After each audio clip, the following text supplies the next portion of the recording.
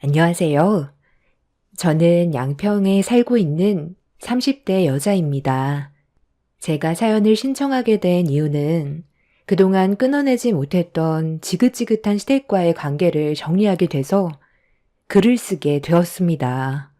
남편은 어렸을 적부터 독립심이 강해서 성인이 되자마자 따로 나와 살았었다는 말을 들었었어요. 그리고 시댁 식구들과도 사이가 별로 좋지 않아 거의 연락을 안 하면서 지냈다가 저와 결혼을 하기 위해 5년 만에 처음으로 얼굴을 뵈러 가는 거라고 했었는데 인사를 드리러 갔을 때 남편이 왜 가족들과 관계를 끊어내고 살았었는지 처음 얼굴 보는 자리였는데도 어느 정도는 알겠더라고요.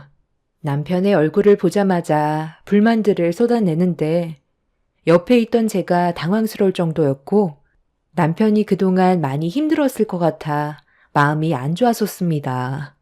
장남이었던 남편이 시댁에서 빠져나왔던 이유는 돈만 벌어다 주는 기계로 생각하고 있었고 아직 결혼을 하지 못한 시동생도 시부모처럼 성격이 좋은 편도 아니었습니다. 저희 가족들과 전혀 다른 모습들을 보게 되니 제 마음이 안 좋더라고요. 이런 집안에서 어떻게 살아왔을지 상상하기 힘들 정도로 시댁 식구들의 말투는 비수를 꽂는 듯 평생 기억에 남을 상처를 남겨주었네요. 제가 여기 온 이유는 결혼식 문제 때문에 온 게 아니에요. 이제 이 사람과 결혼할 거니까 앞으로 다시는 연락하지 마세요. 아시겠죠? 그러니까 지금 내가 며느리로 인정해주지 않았는데도 허락 없이 결혼식을 진행하겠다는 거니? 이 여자한테 아주 제대로 콩깍지가 씌었구만. 네가 어디를 가든 애빈내가 찾을 수 있다는 거 뻔히 알 텐데 이런 식으로 나와봤자 좋을 거 하나 없는 거 알면서 결혼을 통보하러 와? 너 제정신이냐? 오늘 이 사람과 인사를 드리러 온 이유는 그래도 큰아들인 제가 결혼을 하겠다고 왔는데 좋은 말을 해주실 줄 알았어요. 그런데 제 얼굴 보자마자 뭐라고 하셨어요? 돈부터 달라면서요. 그동안 연락하지 않고 지낸 이유를 전혀 모르는 거예요? 그래도 5년 동안 얼굴 안 보고 살아왔으면 어느 정도는 제 입장을 이해해 주실 줄 알았는데 그때나 지금이나 바뀐 건 전혀 없네요.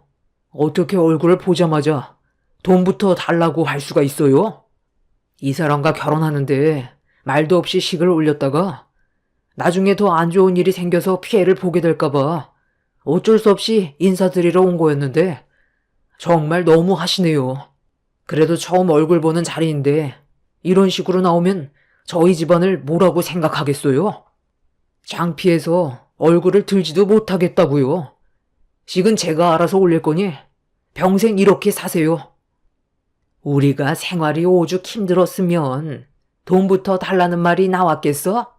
네 동생이 너 대신 가장 역할을 해와서 여자는 아예 만나지도 못하고 살아왔었어. 그래, 맞아. 형 때문에 내가 왜 피해를 봐야 하는 건데? 가장 역할이 하고 싶지 않으면 먼저 태어나질 말던가. 형 대우는 받고 싶으면서 가족은 도와주기 싫어? 내가 그동안 가장 역할을 안 해왔어? 아니면 돈을 준 적이 없었어? 해달라는 거 다 해주면서 내 한 몸 희생하면서 살아왔었어. 그런데 방금 뭐라고? 내가 한 게 아무것도 없다고? 너는 꼴랑 5년 사회생활했으면서 얼마나 대단한 일 했다고 지금 내 앞에서 생색내는 거냐? 나는 고등학교 졸업하자마자 사회생활 뛰어들었고 내 인생 희생하면서 살아왔었는데 고맙다는 말 한마디라도 해준 적 있었어? 두 분도 저에게 말 한마디 따뜻하게 건넨 적 단 한 번도 없었잖아요. 세월이 지나면 사람 성격도 바뀐다던데 어떻게 그때나 지금이나 달라진 게 하나도 없어요? 이런 식으로 저를 대하는 걸 보면 과거의 일을 후회하기는커녕 저에게 분노만 가지고 있었겠네요. 그러니 제 얼굴을 보자마자 그간 힘들었던 걸 보상받으려고 돈부터 달라고 했던 거 아니에요? 확실히 연을 끊던가 해야지. 정말 지긋지긋해요. 남편은 제 팔을 잡고 자리를 박차며 일어나더니 2번 다시 얼굴 볼 일 없을 거라면서 시댁을 빠져나왔어요. 시모는 남편을 향해 집안 물건을 던졌고 그런 시모를 무시하며 차에 올라타 시댁을 빠져나왔습니다. 그렇게 남편과 지인들 위주로 조촐하게 식을 올렸고 저희 가족도 거의 가족들 위주로만 소박하게 식을 진행했어요. 남편의 가족은 자리에 없었지만 차라리 남편의 판단이 잘한 결정이라고 생각했었습니다. 만약 시댁 식구들이 한자리에 있었다면 안 좋은 분위기가 이어질 게 뻔했고 저희 부모님께 시댁 식구들의 모습을 보여주고 싶지 않았어요. 부모님께 남편이 좋은 사람이라는 걸 각인시켜주기 위해 많이 노력했었는데 한순간에 물거품 되는 그런 상황을 만들고 싶지 않았던 터라 저 또한 잘한 결정인 것 같았습니다. 저희 부모님께서도 남편 입장에 대해 충분히 이해해 주셨고 그렇게 큰 문제 없이 결혼식은 마무리할 수가 있었어요. 남편이 혼자 힘으로 마련한 신혼집에서 새 출발을 시작했고 행복한 신혼생활을 즐기면서 하루하루 행복하게 잘 살아왔었어요. 그런데 며칠 뒤 초인종 소리가 울리길래 인터폰을 확인해 봤는데 충격적이게도 시부모님과 시동생이 현관문을 두드리고 있었어요. 남편은 일을 하고 있었는지 제 전화를 받지 않아 고민 끝에 문을 열어드렸고 시댁 식구들과 2번째 만남을 가지게 되었습니다. 제 인사는 받지도 않고 거실로 들어오더니 거실 소파에 걸려져 있던 결혼식 사진을 보던 시모는 썩은 미소를 보이면서 저에게 한마디 했어요.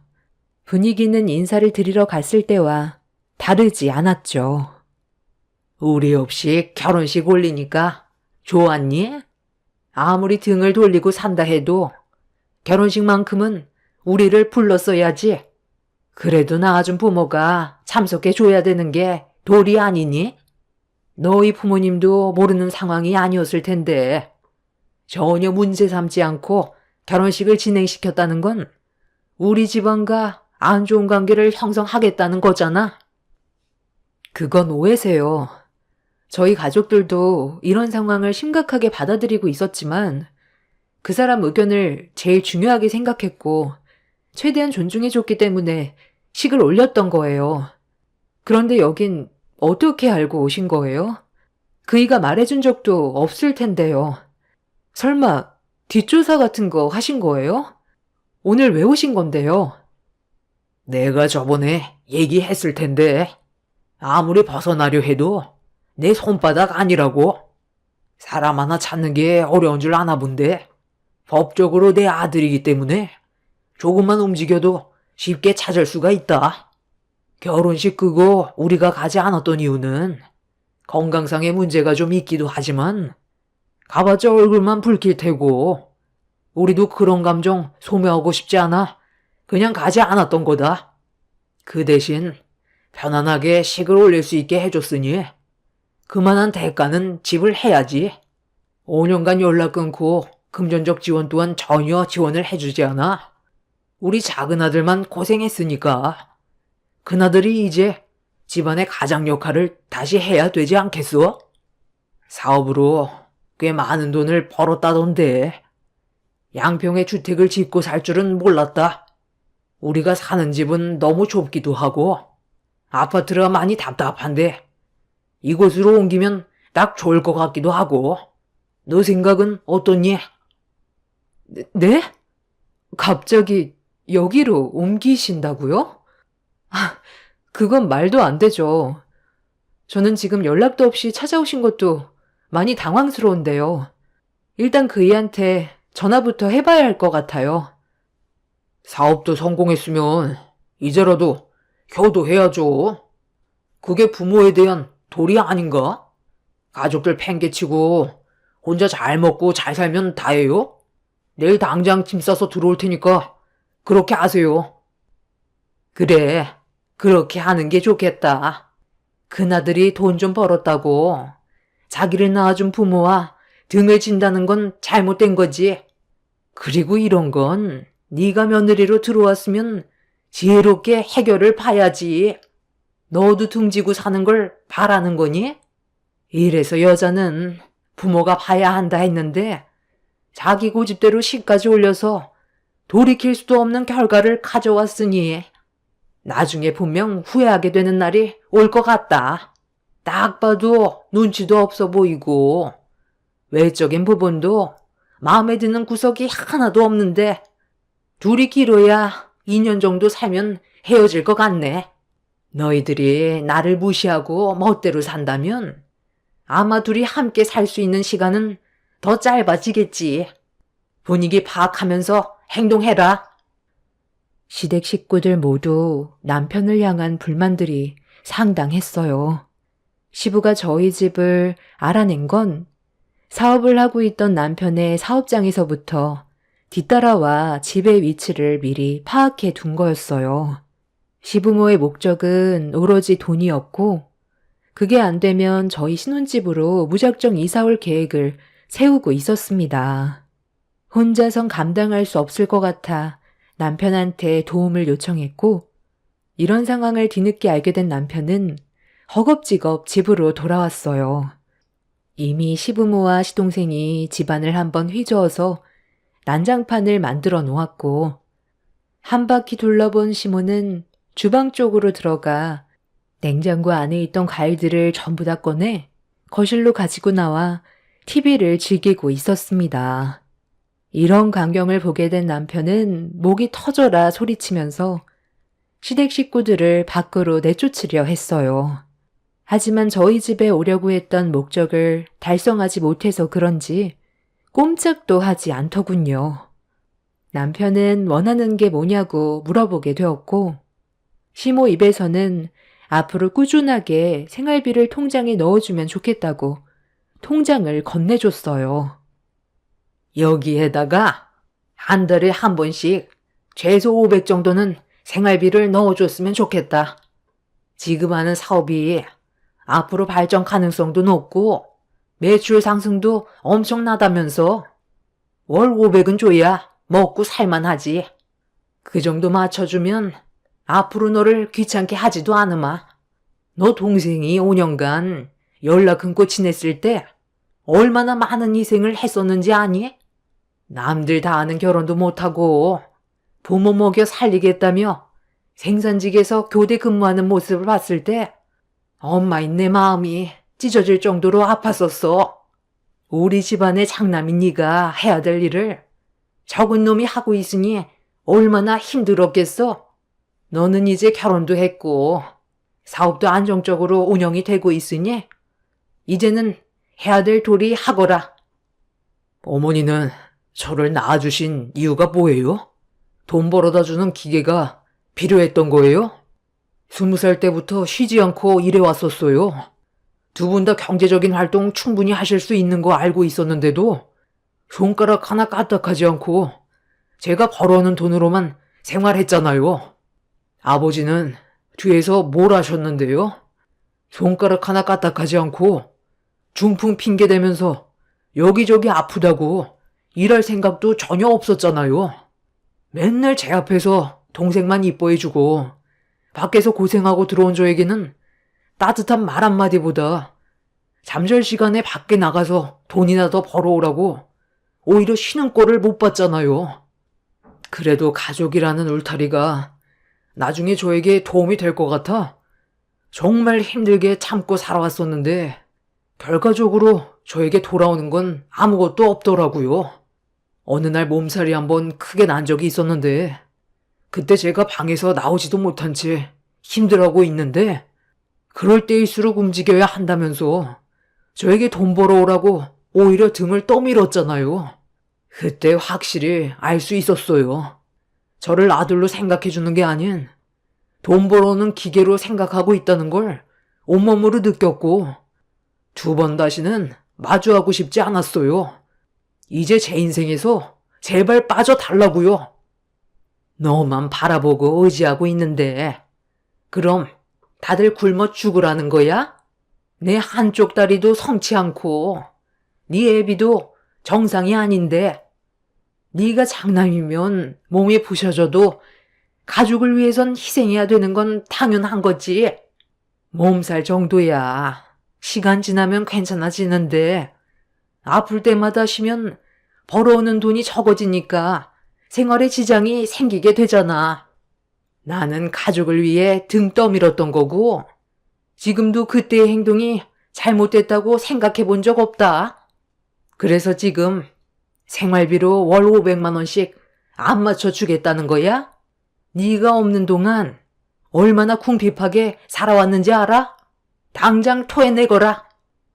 저기 어머님, 저도 이 사람한테 들은 게 있어서 어느 정도는 알고 있는데요. 왜 이 사람한테만 금전적인 요구를 하는 거예요?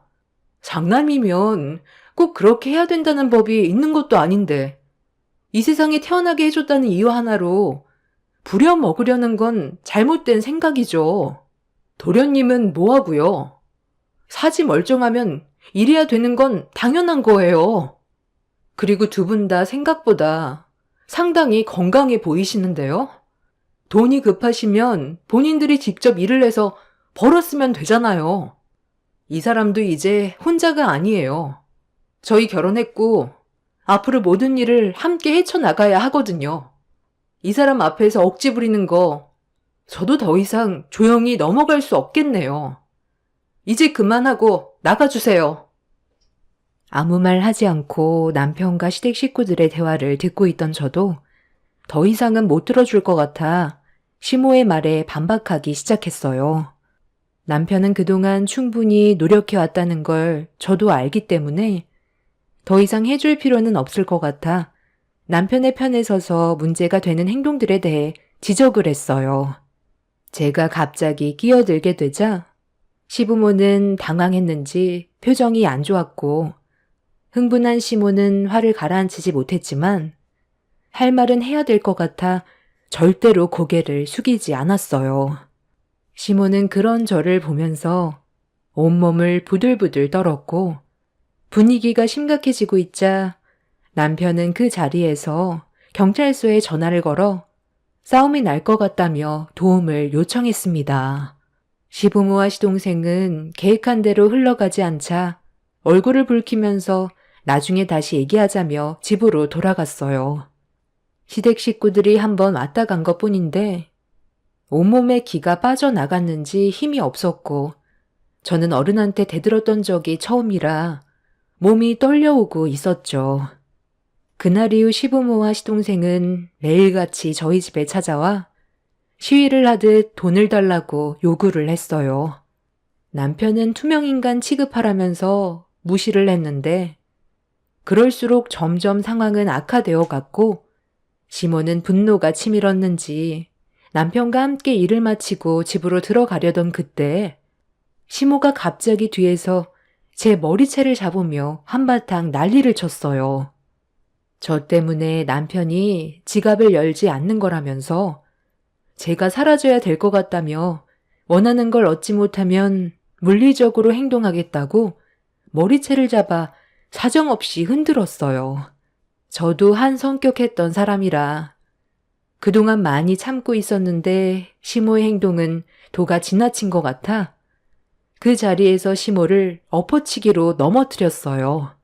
대학 시절 학업 스트레스 때문에 활동적인 운동을 찾다가 유도를 배운 적이 있었는데 잠깐 취미로 하려 했던 게 대학 시절 내내 하게 되었죠. 이런 사실을 전혀 알지 못했던 시모는 엎어치기를 당한 뒤 엉덩이가 그대로 바닥에 내리꽂히게 되자 상당히 고통스러웠는지 집 앞 마당에 뒹굴면서 비명을 질렀어요. 시동생은 뭐 하는 짓이냐고 저를 향해 걸어오길래 제가 다시 포즈를 잡으니 접근하지 못하고 시모를 부축해 주었습니다. 시모는 절대 그냥 넘어가지 못한다며 법대로 처벌하겠다고 하자 남편이 마당에 설치되어 있는 CCTV를 손으로 가리켰어요. 남편도 원하는 바라며 법적으로 해결하는 게 좋겠다면서 변호사 선임할 돈은 있냐고 목소리를 높였고 분위기가 저희 쪽으로 기울자 시모는 후회할 짓 한 거라면서 저를 절대 용서하지 않을 거라고 노려본 뒤 그 자리에서 벗어났습니다. 그리고 그날 이후 한동안 저희 앞에 나타나지 않았고 남편은 시모가 제 머리채를 잡은 거에 대해 법적으로 소송을 제기할 거냐는 말에 그냥 넘어가기로 했어요. 저도 시모를 패대기 쳤기 때문에 당한 만큼 돌려줬다 생각했었고 더는 저희 앞에 나타나지 않아 상황이 해결된 듯 보였습니다. 그런데 사람 일이라는 게 한 치 앞도 모른다고 저에게 말도 안 되는 충격적인 사건이 터지게 되었습니다. 이번 장마 때 엄청나게 많은 비가 내려 많은 분들이 피해를 봤었잖아요. 저희가 살던 동네에서도 물난리 때문에 피해를 많이 봤었는데요. 다리가 잠길 정도로 비가 많이 내렸었고 산사태로 인해 여러 집들이 안 좋은 상황을 겪고 있었는데 남편한테 전화가 왔어요. 걱정되는 마음에 별일 없냐고 물어보니 집에 거의 다 왔는데 차가 갑자기 물에 잠겨 시동이 꺼져서 차를 버리고 걸어가는 중이라며 현재의 상황이 얼마나 심각한지 알려줬었어요. 남편은 거의 다 도착했으니 걱정하지 말라면서 전화를 끊었는데 한참을 기다려도 남편은 집에 오지 않았고 전화기는 꺼져 있는 상태였어요. 불안한 마음에 집 밖으로 나가서 기다렸지만 이미 다리가 잠겨 있어 남편이 도착해도 올 수 있는 상황도 아니었습니다. 어떻게 된 상황인지 전혀 파악이 되지 않다 보니 불안한 마음은 점점 커졌고 남편은 다음날 날이 밝았는데도 나타나지 않았습니다. 그날 뉴스에서는 상당수의 실종자들이 생겨났고 연락 한 통 없이 나타나지 않고 있는 남편도 그들 중 한 명이 됐을지도 모른다는 생각에 떨리는 손으로 경찰의 도움을 요청했어요. 실종자들을 찾기 위한 수색 작업이 진행 중이긴 하지만 물이 빠지지가 않아 시간이 많이 소요될 것 같다며 연락을 기다리라고 했지만 집에서 남편이 오기만을 기다리기에는 상황이 너무 심각했던 터라 저는 다음날부터 밖에서 남편을 찾아다녔어요. 그리고 남편의 차가 떠내려가 전복되어 있는 걸 발견하게 되었고 그 주위를 한참 동안 찾아봤지만 남편의 흔적은 어디에도 보이지가 않았습니다. 남편도 뉴스에 나오는 실종자들처럼 신고를 할 수밖에 없었지만 살아있을 거라는 희망을 놓지 않았어요. 저 혼자 놔두고 갈 사람은 아닐 거라고 믿고 있었습니다. 그런데 제 앞에 금방 나타나 줄 것 같았던 남편은 하루 이틀이 지나고 어느새 일주일이라는 시간이 지나도록 나타나지 않았어요. 경찰분들은 아무래도 저희 남편이 물살에 휩쓸려 세상을 떠난 것 같다는 충격적인 말을 꺼냈습니다. 수색 작업은 계속되겠지만 일주일 동안 나타나지 않았다는 건 인정할 수밖에 없는 결과라며 저에게 절망을 안겨주었고 이 소식을 듣게 됐는지 시댁 식구들이 저희 집으로 급하게 달려왔어요. 시모는 저를 보자마자 달려들더니 자기 아들 살려내라며 머리채를 잡아 패대기를 쳤고 그 자리에 주저앉아 오열을 했어요. 시부는 경찰들과 대화를 이어나갔는데 실종된 지 일주일이 지났으면 생존 가능성은 없다고 봐야 할 것 같다며 세상 떠난 남편을 찾는 것도 쉬운 일은 아닐 거라고 시부와 한참 동안 대화를 이어나갔습니다. 저는 어디에서 도움을 요청하고 있을 거니 더 기다려봐야 한다고 했지만 시모는 제 말에 더 화를 냈어요. 니년이 내 아들을 2번 죽이는 거냐? 경찰분들도 생존했을 가능성이 적다잖아. 일주일이나 지났다. 살아있었다면 너한테 제일 먼저 연락을 했겠지. 하루 이틀도 아니고 일주일이야. 너만 아니었으면 이런 일도 없었다고. 쓸데없이 더 시간 끌지 말고 사망신고 처리해라. 경찰도 인정하는 부분이잖아.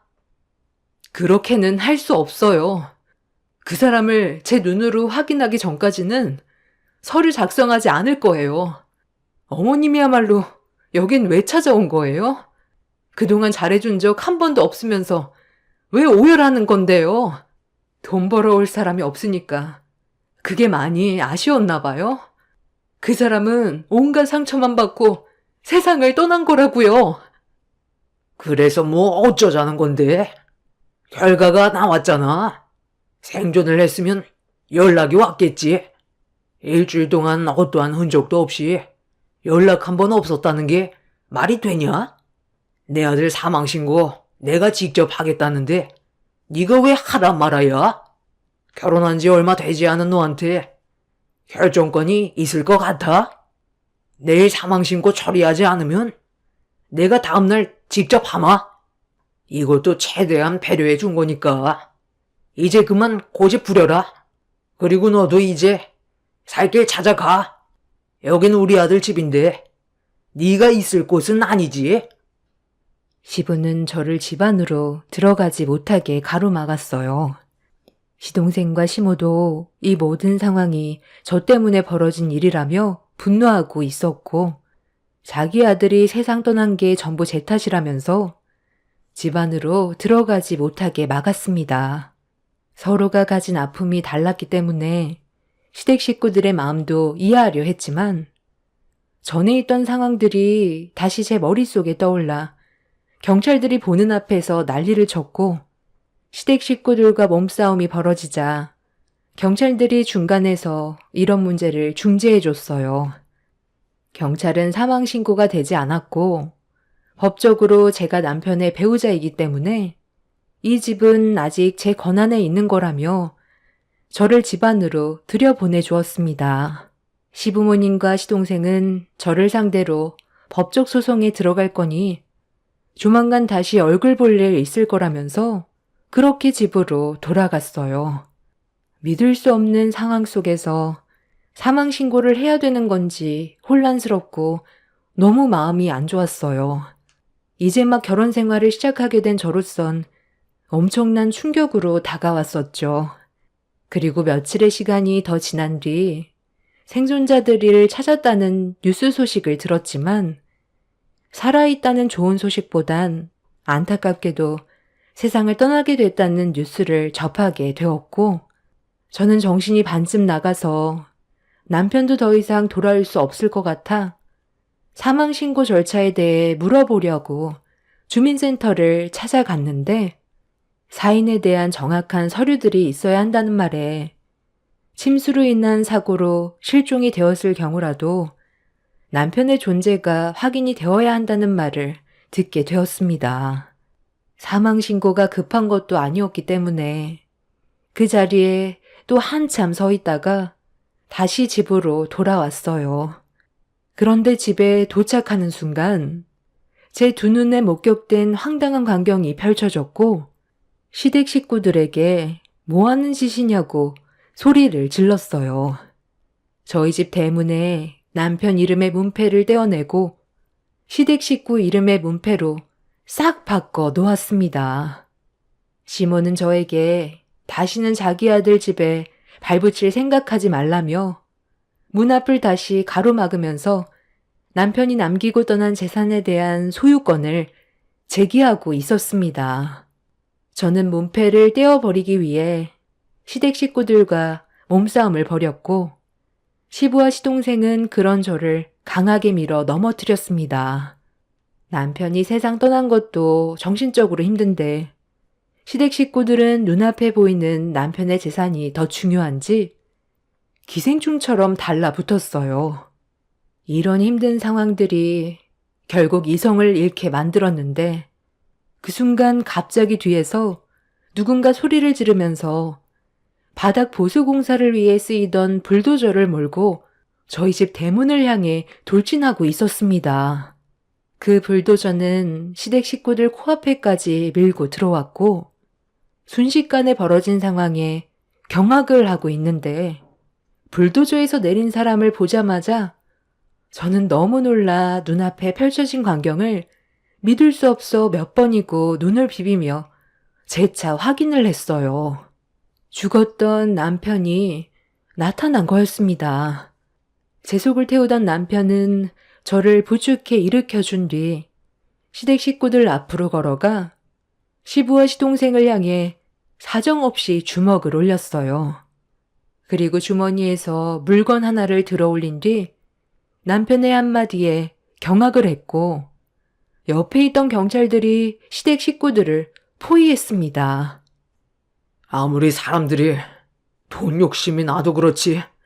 어떻게 나한테 그런 짓을 할 수가 있어? 일부러 때를 기다리고 있었지? 자가 시동이 꺼져서 나오자마자 기다렸다는 듯 나를 차로 밀어버렸잖아. 그 충격으로 나는 다리 쪽으로 빠져서 물살에 휩쓸려 떠내려 갔었다고. 그때 내가 차 안에 있던 사람들의 얼굴을 아주 똑똑히 기억하고 있어. 아예 작정하고 나를 세상 떠나게 만들려고 밀어버린 거겠지.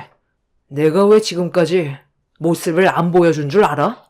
내가 가지고 있는 증거물이 많이 없어서 제대로 된 법적 처벌을 못할까봐 최대한 증거물을 확보하기 위해 지금까지 모습을 나타나지 않고 뒤를 캐고 다녔어.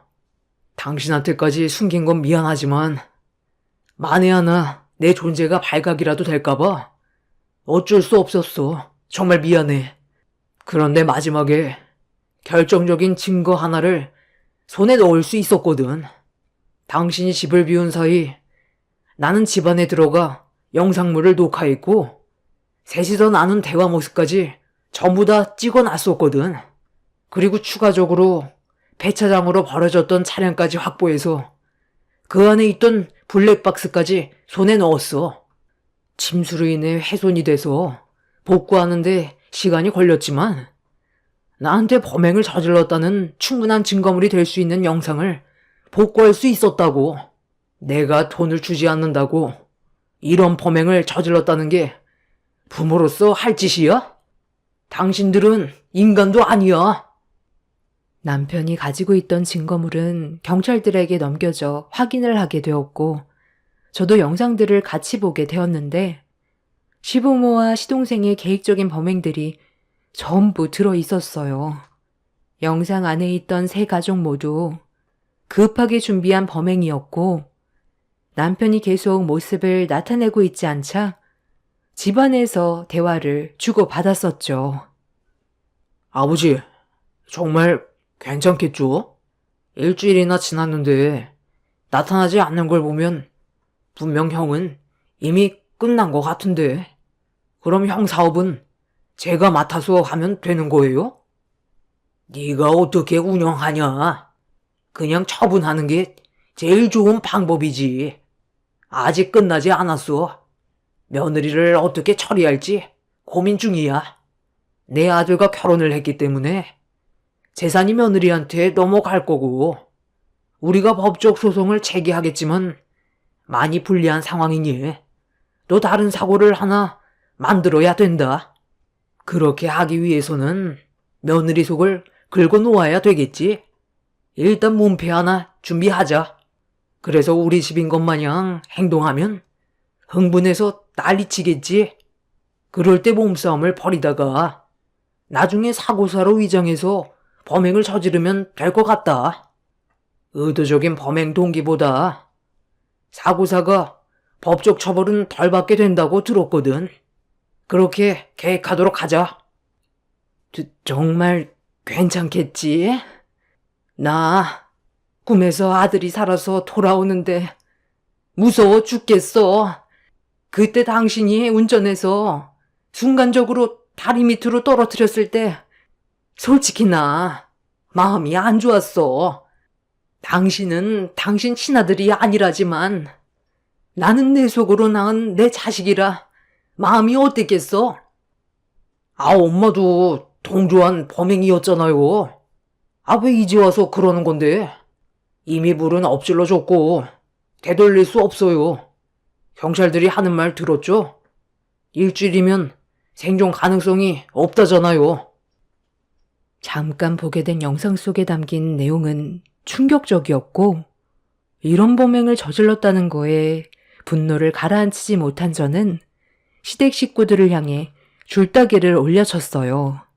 남편은 알고 보니 시부의 친자식이 아니었어요.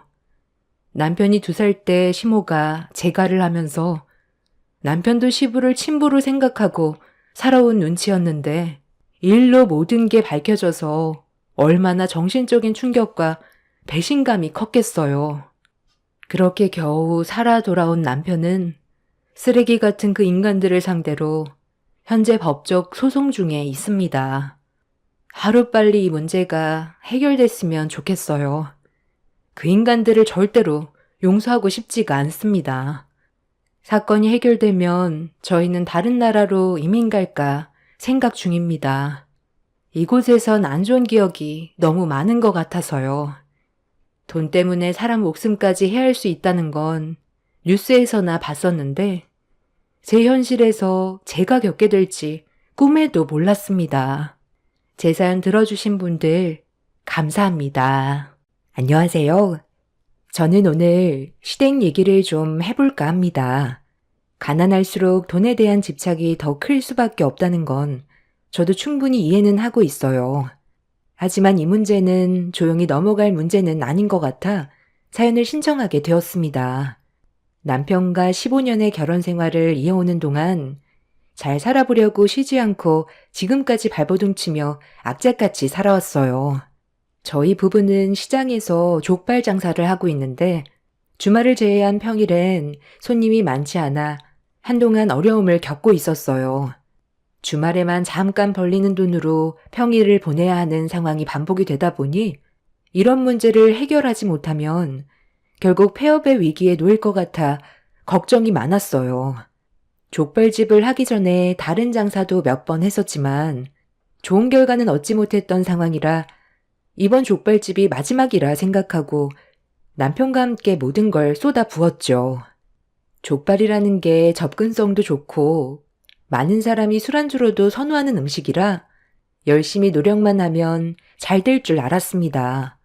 하지만 간절한 마음과 다르게 현실은 냉혹했고 또다시 폐업 위기에 놓이게 될 만큼 안 좋은 상황을 겪고 있을 때 남편이 저에게 점심에도 먹을 수 있는 방법을 제시했어요. 그래서 평일 특선 같은 걸 준비해서 주말뿐만 아니라 평일에도 많은 사람들이 접할 수 있게 준비를 해봤는데 이게 생각보다 반응이 상당히 좋았습니다. 그때부터 시작된 평일 낮에만 판매하는 특선을 준비하게 되었고 점점 입소문이 퍼지게 되자 대기줄까지 생기게 되는 일이 발생되었습니다. 남편과 둘이서는 많은 손님들을 감당할 수 없어서 직원을 고용하기 시작했어요. 음식 장사하는 사람들은 손님들이 많이 오셔야 힘이 나잖아요. 주말을 제외한 평일은 항상 우울했는데 족발을 부담 없이 접할 수 있게 되자 손님들의 만족도도 높아졌고 저희 가족의 생활 또한 어느 정도 여유를 찾을 수 있었어요. 남편과 결혼 생활하면서 힘들었던 날들이 스쳐 지나가게 되면서 눈물이 앞을 가리자 남편은 그런 저에게 그동안 정말 고생 많았다며 앞으로는 행복만 있을 거라고 있는 힘껏 저를 안아주었습니다. 그런데 그동안 고생을 많이 해서 그런지 몸에서 이상 반응이 오기 시작했어요. 한 달에 한 번 오는 주기가 2주도 안 됐는데 출혈이 있길래 최근에 식당 일이 많이 바빠지면서 몸이 피로해 일시적인 반응이라고 생각하고 대수롭지 않게 넘겼어요. 하지만 좀처럼 출혈이 멈추지 않길래 느낌이 별로 좋지 않아 잠깐 시간을 내서 병원을 찾아 검사를 받았는데 자궁 근종이라는 말을 듣게 되었습니다. 입원 수술을 해야 된다는 의사의 말에 일단 남편과 상의를 해야 될 것 같아 식당으로 돌아왔어요. 그런데 식당 안이 꽤 시끄럽길래 서둘러 들어가 봤는데 시모와 신우가 남편과 서로 언성을 높이면서 심각한 얼굴로 대화를 주고받고 있었습니다. 아니 세상에 장사가 이렇게까지 잘 됐는데 우리한테는 말도 안 하고 있었던 거야? 이 정도면 우리가 받는 한 달 생활비도 올려줘야 되는 거 아니니? 지금까지 받고 있었던 생활비는 너희들의 사정이 안 좋으니까 아쉬운 대로 만족하면서 받았던 건데 이렇게까지 손님이 많이 오면 얘기가 달라지지. 이 정도면 100만 원 정도 올려받아도 너희들한테는 지장 없을 것 같은데? 요즘 전화도 잘 안 되길래 식당에 어려움이 많은 것 같아 걱정돼서 찾아온 건데 이게 뭔 일이라니? 오빠, 정말 실망이야. 아니, 이렇게까지 손님이 많으면 벌어들이는 수익도 정말 많을 텐데 왜 우리한테는 말도 안 했어? 돈 좀 벌기 시작하니까 가족은 안중에도 없는 거지? 이렇게까지 잘 되면 나도 용돈 좀 받을 수 있겠다. 이번 기회에 오빠 덕 좀 보면서 살아도 되겠네. 그런 의미에서 오늘 용돈 좀 줘봐. 그래, 엄마도 생활비 좀 더 받아야 되겠다. 대기줄까지 서 있는 거 보면 돈을 긁어 모으고 있다는 건데 여태까지 생활비를 고정적으로 줬다는 게 너무 서운하구나. 제가 경제적으로 많이 힘들다고 언제 생활비 줄인 적 있었어요? 저희도 잘 되기 시작한 건 얼마 안 됐어요. 너무 보채지 않아도 알아서 챙겨 드릴 테니 그만 일어나세요. 어머님 오셨어요? 연락이라도 한 통 주셨으면 식사라도 하실 수 있게 자리 하나 만들어 드렸을 텐데요. 집에서 드실 수 있게 족발 좀 싸 드릴까요? 내가 지금 여기 족발 먹으러 온 줄 아니? 돈 받으러 왔다. 내 아들이 생활비 100만 원 더 올려주기로 했으니까 지금 당장 계좌로 좀 보내거라. 오빠가 저도 앞으로 용돈 주기로 했으니까 신경 좀 써서 매달 보내주세요. 그리고 이번에 결혼하고 싶은 사람이 생겨서 조만간 우리 집에 인사 오기로 했거든요. 언니 도움이 많이 필요한 거 알죠? 주말에 음식 좀 만들어주세요. 그리고 오빠, 나 결혼식 비용 오빠가 해결해 줄 수 있지? 한 번뿐인 동생 결혼인데 신경 써주는 건 당연하잖아. 우리 집안이 좋은 형편이 아니라서 그동안 결혼식을 어떻게 해야 되나 고민이 많았었는데 이렇게 좋은 기회가 찾아오게 될 줄 누가 알았겠니? 너희들이 잘 되니 앞으로 우리 가족의 생활도 많이 윤택해지겠지. 가족들한테는 돈 아끼면 안 되는 거 알고 있지? 그런데 너 표정이 왜 그러니? 내가 돈 달라는 게 싫은 거야? 저희 가족의 삶이 매번 힘들었던 건 시댁으로 들어가는 생활비 때문이었어요. 시부가 몇 년 전에 일을 하시다가 허리를 크게 다치신 적이 있으셨는데 그때부터 경제적으로 어려움을 겪게 되자 저희가 시댁의 생활비를 충당하게 되었습니다. 거기에 더해 신우는 만년백수에 하는 것도 없이 맨날 집에서 놀고 먹기만 하다가 남편이 한번 난리를 친 적이 있었는데 그때부터 일자리를 알아봐 일을 다니긴 했지만 워낙 백수 생활을 오래 해서 그런지 얼마 버티지 못하고 다시 백수로 돌아와 버렸네요. 이러다 보니 저희 속이 얼마나 답답하겠어요. 힘든 생활 신우라도 도와주면 숨통이라도 트일 텐데 본인만 생각하는 그런 행동들이 마음에 들지가 않았습니다. 그러다 보니 저희 식당에 와서 한창 바쁠 때 돈을 요구하니 당연히 표정은 안 좋을 수밖에 없었어요.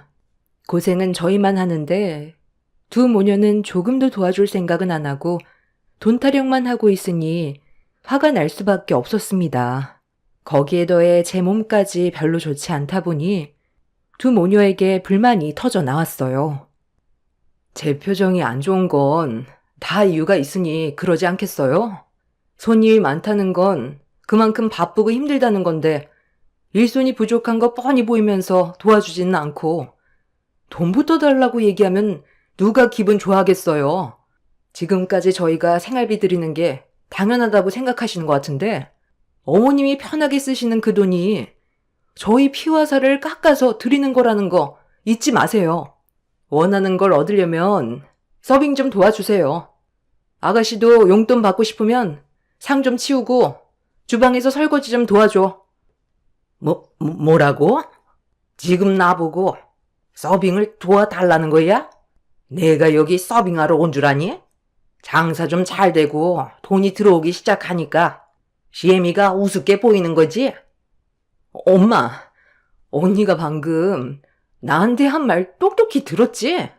아니, 나보고 주방에서 설거지를 하래. 내가 지금까지 살아오면서 설거지 한 번 한 적이 없었는데 어떻게 저런 험한 일을 시킬 수가 있어? 용돈 그거 얼마나 된다고 설거지까지 하래?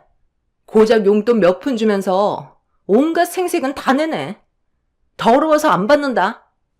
나도 아가씨한테 용돈 줄 생각 조금도 없었고 어머님 생활비 올려드릴 생각은 아예 하지도 않았어요. 저희가 ATM 기계도 아니고 손 내밀면 돈이 자동으로 생기는 줄 아세요? 지금 이 사람 병원 다녀오는 길이라 많이 예민하니까 그만 들어가세요. 너도 제발 정신 좀 차려. 가진 것도 없으면서 무슨 결혼을 하겠다는 거야? 남편도 두 모녀의 행동에 화가 많이 났는지 따끔하게 한마디 한 뒤 밖으로 내쫓아 버렸어요. 당연시하게 생각하는 두 모녀 때문에 기분이 상했는데 남편도 저처럼 실망을 많이 했는지 나중에 연락드리겠다는 말 한마디 하고 식당 문을 닫아 버렸어요.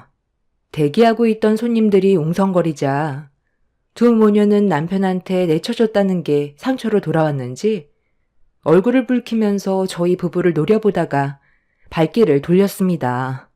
한가할 때 온 것도 아니고 식당 일을 도와줄 생각도 없으면서 돈부터 바라는 두 모녀가 너무 실망스러워 차라리 연 끊고 사는 게 좋을 것 같았지만 사람 일이라는 게 마음처럼 되는 것도 아니잖아요. 그래서 그날 일하는 내내 마음이 불편했습니다. 어느 정도 손님이 빠져나가고 나서야 한숨 돌리던 남편은 병원에서 뭐라고 했는지 물어봤어요. 며칠간 병원에 입원을 해서 수술을 해야 될 것 같다고 하니 깜짝 놀란 남편은 제가 죽을 병에 걸린 줄 알고 얼굴이 사색이 되길래 작은 근종을 떼어내는 거라 큰 걱정은 안 해도 된다고 침착하게 설명을 했어요. 그렇게 다음날 남편의 도움을 받아 바로 입원 절차를 밟았는데 2박 3일간 병원에 입원해 있는 동안 전혀 상상하지 못했던 충격적인 일이 터지게 되었습니다. 제가 병원에 입원을 하고 나서 몇 시간 뒤에 병실 문이 열렸는데 고개를 내민 사람은 남편이 아닌 시모와 신우였습니다. 몸이 안 좋아서 예민했던 거구만. 내가 알던 며느리가 아니라서 얼마나 당황스러웠는지 아니? 자궁근종이라면서 근종이 6cm나 됐으면 몸에도 이상 증세가 꽤 있었을 텐데 입원할 때까지 모르고 있었던 거야? 어제 내가 좀 심한 것 같아서 잠깐 얘기 좀 하려고 식당에 들렀다가 네가 입원했다는 말을 듣고 깜짝 놀랐었다. 다행히 수술하면 괜찮아진다고 하길래 우리가 그동안 너한테 신경을 못 써준 것 같아 나도 좀 미안한 마음이 들어서 옆에 있어주기로 했으니까 필요한 거 있으면 말만 해라. 내가 아무리 ton동거렸지만 양심이 있는데 몸이 안 좋은 너를 두고 어떻게 모른 척 할 수가 있겠니? 부담 줄 생각 없고 편하게 생각하거라. 언니가 여기서 무너지면 우리 오빠가 앞으로 더 힘들어질 거 아니야. 그래서 돈 때문에 온 거 절대 아니니까 오해하지 말고 불편한 거 있으면 저한테 얘기해요. 이래서 가족은 항상 곁에 붙어 있어야 한다는 거야. 사람 일 언제 어떻게 될지도 모르는데 영 끊고 살았어 봐라. 나중에 도움받을 상황이 왔을 때 손을 벌릴 수 있겠니? 있을 때 잘하라는 말이 있듯이 우리도 서로 힘들 때 도와주고 베풀면서 지내야 된다는 거야. 돈?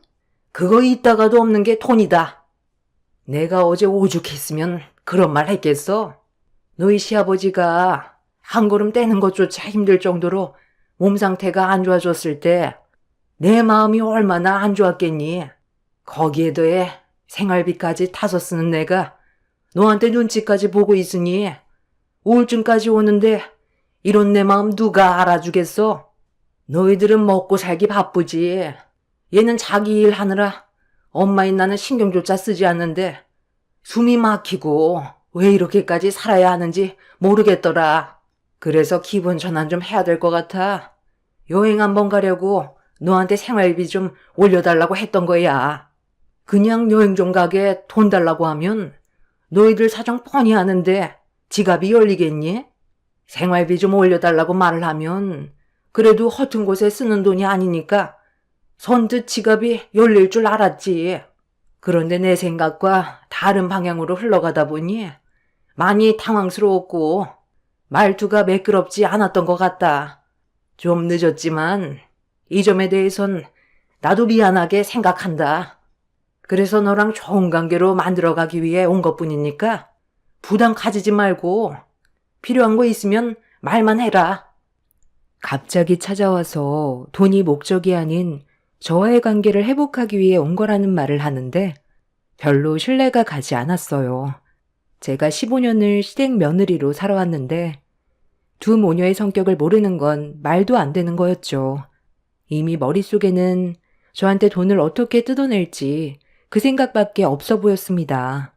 머리 굴리는 소리가 제 귀에 들릴 정도로 두 모녀의 행동은 가시 끝판왕이었고 저는 두 모녀의 목적이 무엇인지 확실하게 알기 전까지는 지켜만 보기로 했어요. 딱히 간호받을 정도로 심각한 것도 아니라서 혼자 있고 싶다고 하자 두 모녀는 제 말이 끝나기가 무섭게 기다렸다는 듯이 다음날 다시 오겠다며 자리에서 일어나 병실 밖으로 나가버렸습니다. 서로 좋은 관계도 아니라 옆에 있는 게 더 불편해서 돌려보낸 뒤 잠깐 화장실에 들리려고 저도 병실 밖으로 나왔는데 집으로 돌아간 줄 알았던 두 모녀가 안내 데스크에 서서 굳은 얼굴 표정으로 진지한 대화를 주고받고 있길래 그 대화 내용이 궁금해 최대한 들키지 않고 조심스럽게 가까이 다가갔어요. 엄마, 꼭 이렇게까지 해야 돼? 돈 그거 몇 푼 받는다고. 병원에까지 와서 마음에도 없는 말을 해야 되는 건데. 나는 그냥 용돈 안 받을래. 오빠가 이런다고 우리한테 돈을 주겠어? 알아서 수술 잘 받겠지. 언니도 우리가 가식적으로 구는 거 전부 다 알고 있을걸? 그동안 엄마랑 내가 했던 행동이 있는데 바보 아닌 이상 그걸 모르겠어? 과거에 뭘 했던 그게 뭐가 중요해. 지금부터 잘하면 되는 거야. 내 아들이 여기 오라고 한 이유가 뭐겠어? 며느리 잘 챙겨주면 앞으로 돈 좀 올려주겠다는 거잖아. 너는 눈치가 없니? 지금 당장을 생각하지 말고 앞으로의 미래를 봐야지. 쟤들 지금 돈을 긁어모으고 있는 중인데 주는 대로만 받을 거야? 수술 끝날 때까지 며느리한테 좋은 기억 심어주면 가만히 있어도 돈이 들어올 텐데 입원하는 2박 3일 그거 못 참아서 굴러 들어오는 돈을 걷어차면 그게 얼마나 미련한 짓이냐? 아까 식당에 갔을 때 오빠가 언니 몸이 안 좋아서 입원 중이고 수술 받아야 한다고 했을 때 암인 줄 알았다니까? 한편으로는 암에 걸렸으면 훨씬 좋았을 걸이라는 생각도 했었어. 엄마도 솔직히 좀 기대했었지? 언니가 없어야 우리가 오빠 부리기 편한데 달라는 대로 줄 거잖아. 애들 돌봐준다는 핑계로 돈 달라고 하면 안 주겠어? 나는 그런 걸 상상했었는데 지금 상황이 많이 아쉽네. 그래도 이번에 옆에서 챙겨주는 척하면 떨어지는 건 좀 있겠지. 진짜 하기 싫어 죽겠지만 내 결혼식을 위해 참는다. 엄마는 병원에 더 있을 거야? 나는 남자친구 만나러 갈 거니까 오늘은 엄마가 신경 좀 써줘요. 그럼 나 먼저 가볼게. 두 모녀의 말을 들었을 때 어느 정도 예상했던 상황이라 별로 놀라지는 않았지만 돈 때문에 어쩔 수 없이 병실에 찾아와 걱정해주는 척 했다는 말을 들었을 때 역시나 하고 헛웃음밖에 안 나오더군요. 그냥 아예 무시하는 게 답인 것 같아 병실로 돌아왔는데 시모가 다시 고개를 내밀며 조심스럽게 들어와 저에게 말을 붙였습니다. 집으로 돌아가려 했는데 네가 몸이 좋지 않다 보니 발이 떨어지지가 않아서 좀 더 옆에서 시간 좀 보내주려고 다시 왔다. 아무래도 요즘 갑자기 식당 일이 바빠지면서 몸이 확 안 좋아진 것 같구나. 사돈분들은 알고 계시고 너무 멀리 계셔서 올라오시는데 힘들진 않겠어? 저희 부모님께는 말씀 안 드렸어요. 잠깐 수술하면 끝인데 굳이 남해에서 서울까지 올라오시게 하고 싶지 않아서요. 저 혼자 있어도 되니까 그만 들어가 보세요. 아버님도 보살펴 드려야 하잖아요. 그이가 오늘 일 좀 일찍 마무리하고 오기로 했어요. 제가 지금 많이 피곤해서 좀 누워야 할 것 같아요. 그래. 피곤하면 누워야지. 내 아들이 일찍 온다고 했으니 그럼 먼저 일어나 보마. 그런데 말이야. 혹시 내 아들 오면 말 좀 잘해줄 수 있겠니? 왜 그거 있잖아. 어제 얘기하다 마는 거. 요즘 식당 일도 잘 되는데 생활비 좀 올려주라고 네가 살살 구슬려서 좋게 얘기 좀 해줘봐. 경수가 또 네 말은 잘 듣잖니? 네가 내 아들한테 얘기 좀 잘하면 100만 원 정도는 쉽게 올릴 수 있을 것 같은데. 그건 좀 힘들어요. 어제 말씀드렸지만 저희도 식당 일이 잘 된 지 얼마 되지 않아서 아직까지 돈에 여유가 있는 건 아니라서요. 그래. 나도 잘 알지. 그런데 내일이 네가 시애미한테 생활비 주는 날인 거 알지? 이왕 맞춰주는 거 좋게 해주면 서로 좋으니까 내가 솔직하게 얘기하는 거다. 지금 드리는 돈도 저희가 무리해서 맞춰드리는 거라 더는 힘들어요. 더 이상 자꾸 바라시면 지금 용돈도 그냥 끊어버릴 거예요. 그러니 더는 요구 마세요. 시모는 제가 말은 그렇게 해도 남편한테 말을 잘해줄 거라고 믿고 있겠다면서 억지 웃음을 보이며 몸조리 잘하고 있으라며 가식적인 얼굴로 저를 걱정해준 뒤 집으로 돌아갔습니다. 그 사람한테 아무 말도 하고 싶지 않았어요. 일을 마치고 병실로 들어온 남편은 별일 없었냐고 물어보길래 아무 일도 없었다고 일단 얘기했어요. 두 모녀가 했던 말들을 남편한테 얘기해서 상황을 악화시키고 싶지 않았습니다. 제 선에서 해결하기 전에 시모의 생활비 문제로 남편의 의견을 물어봤어요. 남편은 지금 주는 생활비도 충분하다면서 금전적으로 여유가 생겨도 그 이상을 맞춰주지 않을 거라며 확실하게 의사 표현을 했어요. 오히려 생활비를 더 줄이려고 생각 중이라는 말까지 나올 정도로 남편은 시모에게 실망을 많이 한 눈치였어요. 남편은 그래도 일을 더 크게 만들지 않고 참고 있는 건 제가 입원을 했고 시모의 도움이 필요할지도 몰라 고정적으로 나가는 생활비에 대해선 건들지 않는 것뿐이라고 시모에 대한 불만을 표출했습니다. 그리고 신우의 용돈은 아예 줄 생각도 없어 보였어요.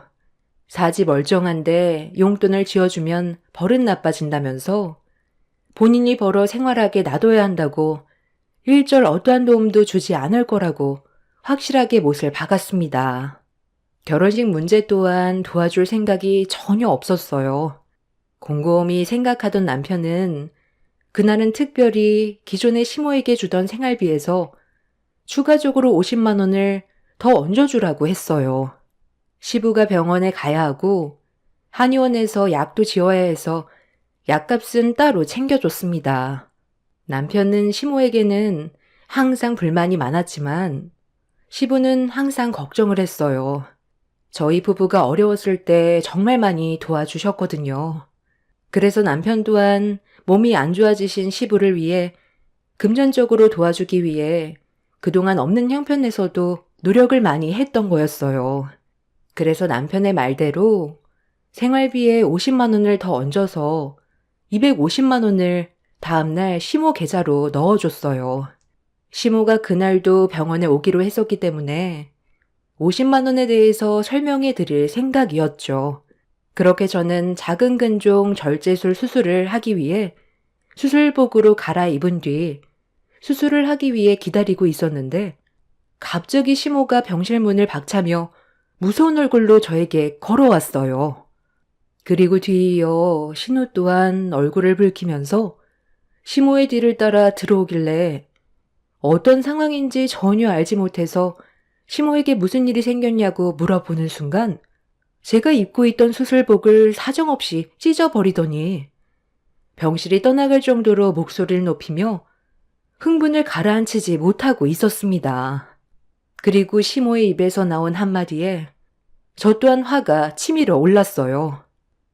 너 지금 이거 뭐야? 생활비를 왜 250만 원 보내준 거야? 내가 어제 충분히 좋게 얘기했을 텐데 50만 원은 어디 간 거니? 내 아들이 50만 원 덜 보내라고 한 거야? 당장 50만 원 더 토해내거라. 돈도 많이 벌면서 50만 원 그거 아까워서 지금 이 사단을 만들어? 눈치가 없는 거야? 아니면 일부러 그러는 거야? 당신 지금 미쳤어? 수술 앞둔 나한테 이게 뭐 하는 짓이야? 기존에 받았던 생활비에 추가로 50만 원 더 보낸 거, 그 50만 원 아버님이 이번에 병원에 가신다고 해서 한의원에서 약도 타야 하니까 그이가 50만 원 더 챙겨드리라고 한 거지. 생활비는 그대로 전과 동일하게 유지하기로 결정된 거라고. 그래서 지금 300만 원으로 맞춰주지 않겠다는 거네. 나는 그 조건을 받아들일 수 없으니까 당장 100만 원 입금시켜라. 안 그럼 너 오늘 수술 못할 줄 알아? 지금 내 수술비 낼 돈도 간당간당한데 100만 원을 더 붙이라고? 당신들 정말 미쳐도 단단히 미쳤네. 당장 용돈 250 토해내. 가족이고 뭐고 앞으로는 땡전 한 푼 없을 줄 알아. 네가 아프든 말든 그게 나랑 무슨 상관이야? 내 돈이나 당장 내놔. 장사 잘 되고 돈 좀 벌기 시작하니까 시미 말이 아주 우습지? 내 돈 내놓으라고. 지금 수술 앞둔 사람한테 뭐 하는 짓이야? 이 사람이 충분히 좋게 설명했는데 돈을 더 달라고? 생활비 매달 200만 원 맞춰주는 게 쉬운 줄 알아? 당신들 때문에 내가 이 사람 눈치 보면서 살아야 되겠냐고. 저거에는 그만큼도 못 주고 있는데 지금 받는 거에도 만족을 못하고 더 달라고 하면 내 입장이 뭐가 되겠어? 언제 어떻게 불황이 닥칠지 모르는데 한 푼이라도 더 모아야 될 시점에 니들 때문에 돈이 모이지가 않는다고. 200만 원도 하도 모자란다고 난리를 쳐서 겨우 올려줬으면 고맙게 생각하고 알뜰하게 쓸 것이지. 양심도 없이 병원에서 이 난리를 피워?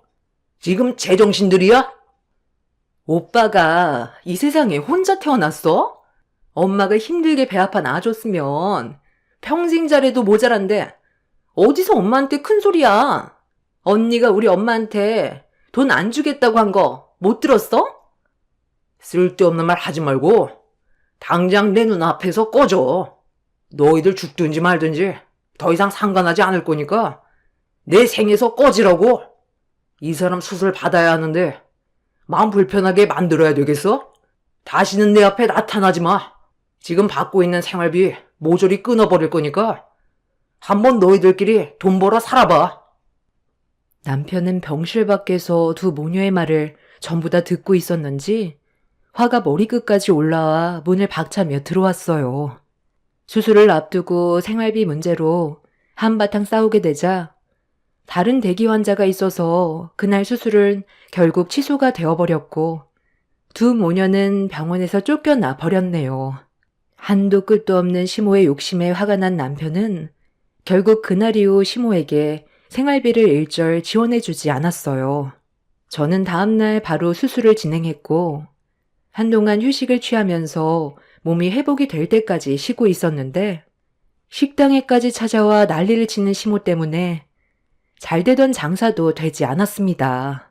남편은 결국 영업방해죄로 경찰서에 바로 신고를 넣었고 그 뒤로 식당에 아예 출입을 못하도록 접근금지 신청도 해버렸어요. 그 뒤로 연락할 수 있는 모든 수단 전체를 바꿔버렸어요.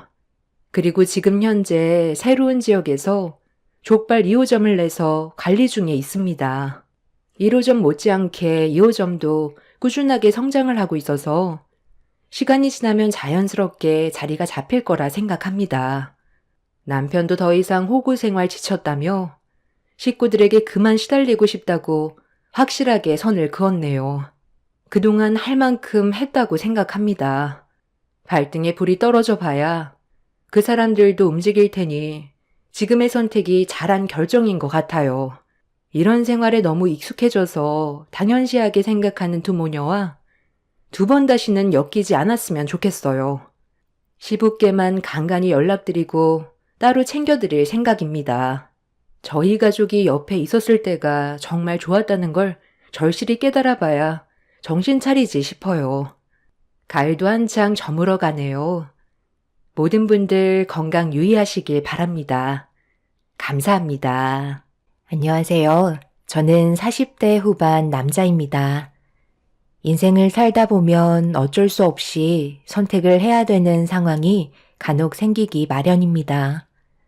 저 또한 어쩔 수 없는 결정을 해야 했지만 단 한 번도 후회한 적은 없었네요.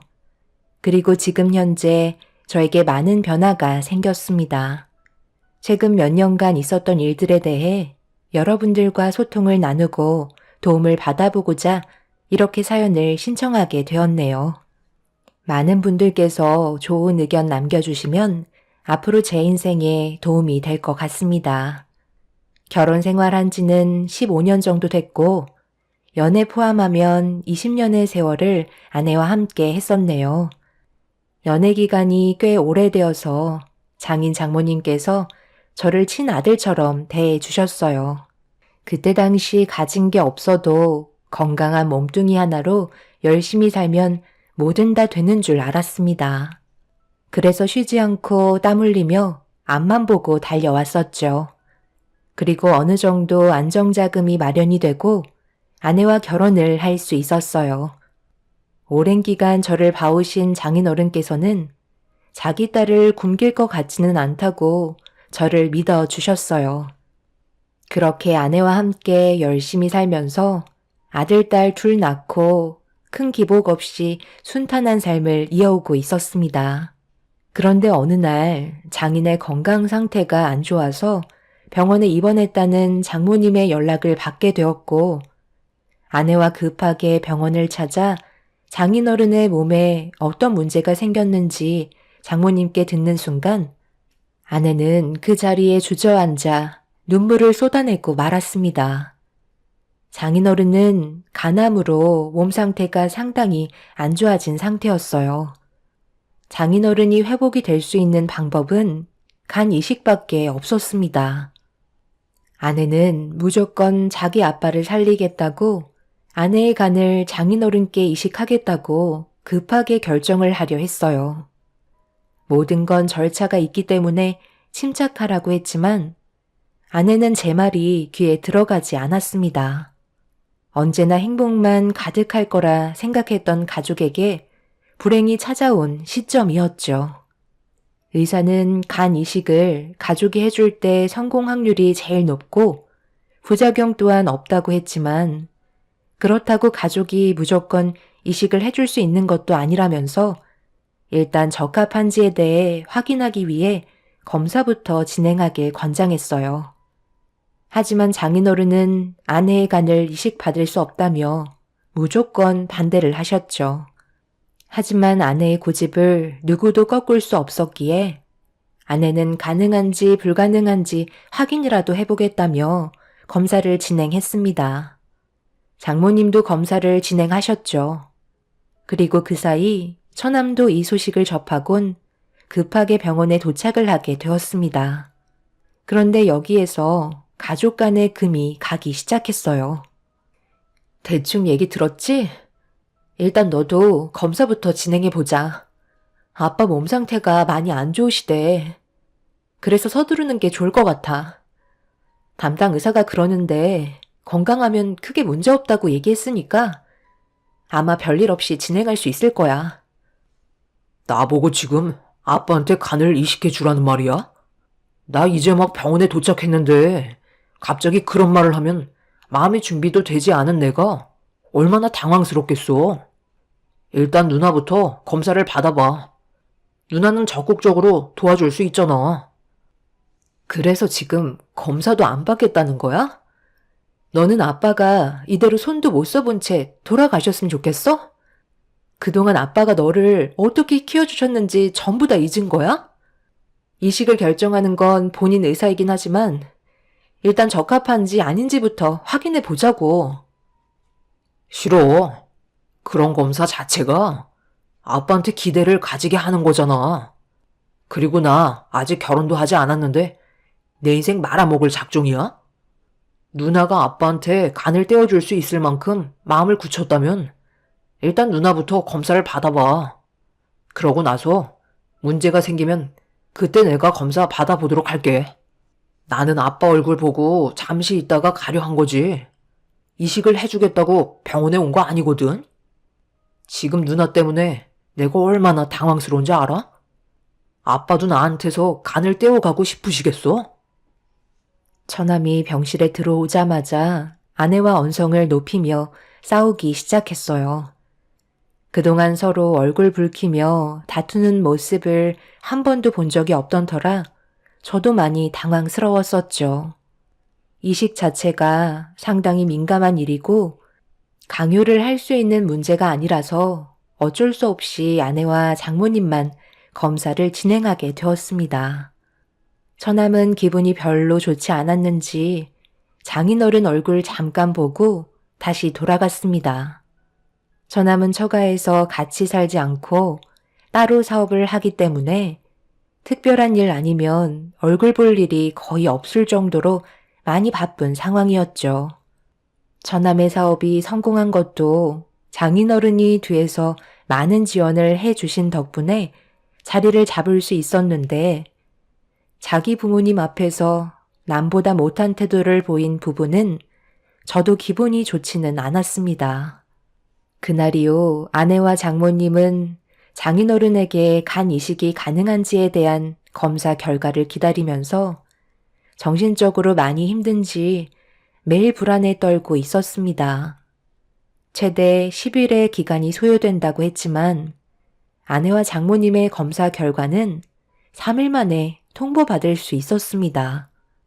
의사도 크게 걱정하지 않아도 된다며 장모님은 몰라도 아내는 적합 판정받을 수 있을 거라 했었는데 의사에게 뜻밖의 말을 듣게 되었고 의사도 예상하지 못했는지 당황스러워 하셨어요.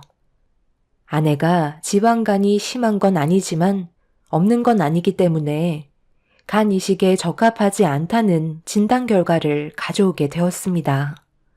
그런데 장모님께서도 아내와 똑같이 지방간을 가지고 있더라고요. 장모님이 아내보다 좀 더 심한 상태였지만 둘 다 똑같이 간에 문제가 있다는 거에 저희 모두 할 말을 잃게 만들었습니다.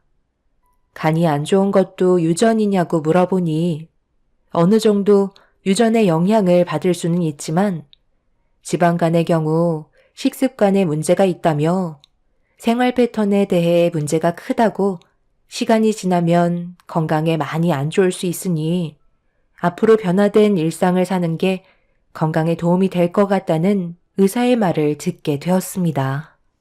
그리고 체질에 대해 남들보다 선천적으로 간이 약할 수가 있다며 여러 가지 복합적인 상황들이 있기 때문에 광범위하게 보면 식생활과 꾸준한 운동이 간의 건강을 지킬 수 있는 유일한 방법이라고 설명을 해 주셨네요.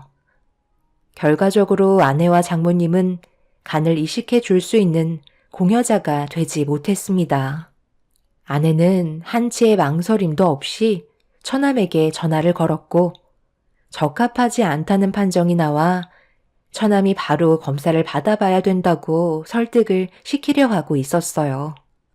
한참 동안 대화한 끝에 아내는 처남이 검사를 받을 수 있게 만들었고 어쩔 수 없이 등 떠밀려 검사를 하게 되면서 며칠 뒤 처남은 적합하다는 판정을 받을 수 있었죠.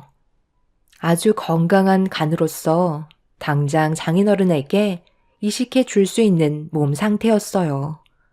당연히 아내는 서둘러 수술을 진행하길 원했는데 처남의 생각은 그렇지 못했었네요. 아빠가 얘기해 보세요. 제 간을 가지고 싶어요? 굳이 결혼도 하지 못한 아들의 간을 떼가고 싶으신 거예요?